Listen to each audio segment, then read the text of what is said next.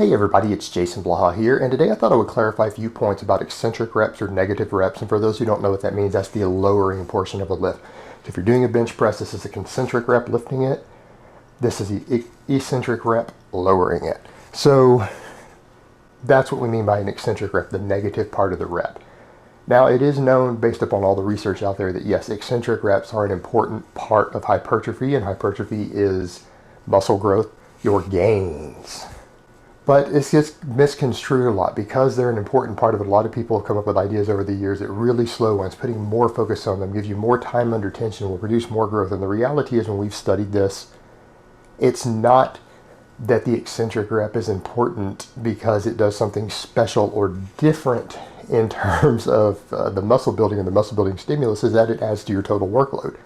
For example, when we've studied it, obviously, if you just do the bench press, to where you press it and then they have a forklift lower it, you let go, you press again and they have a machine lower it and let go, you don't gain nearly as much size as if you actually lower it yourself, because you're actually doing more work. You're doing twice as much work if you're doing both the up and the down.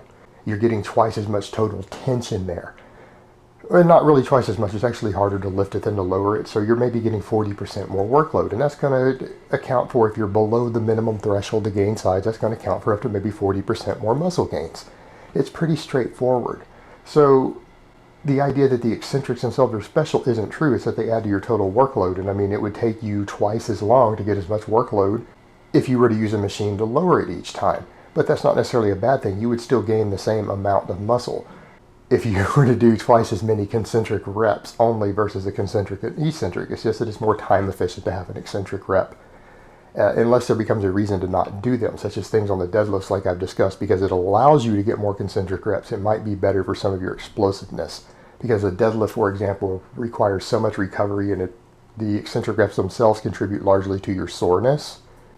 And so on the deadlift, for example, a lift where you can remove the eccentric rep, it will allow you to train with more volume, more frequency, more focus upon getting the explosiveness, because you can do twice as many reps and recover from them. Or you can do them twice as often at the same amount, so you can get more training stimulus towards speed and power. But that's a different animal. We're talking about overall size.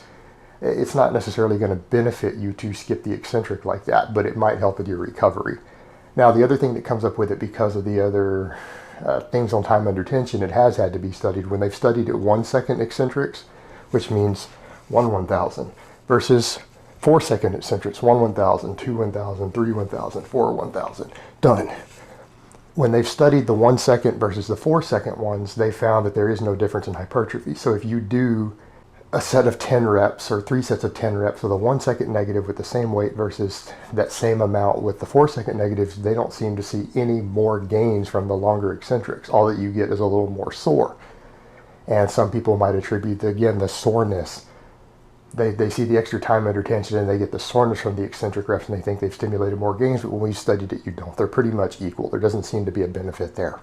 So the thing to remember when it comes to the eccentric reps in terms of gaining muscle size, it's only because they add a given amount of more workload is the reason that they give you extra gains. But do they matter? Sure. If your goal is to gain as much size as quickly as possible in the shortest amount of time in the gym and the shortest number of sets, then obviously doing an eccentric rep, a 1 second eccentric rep, is probably your ideal choice.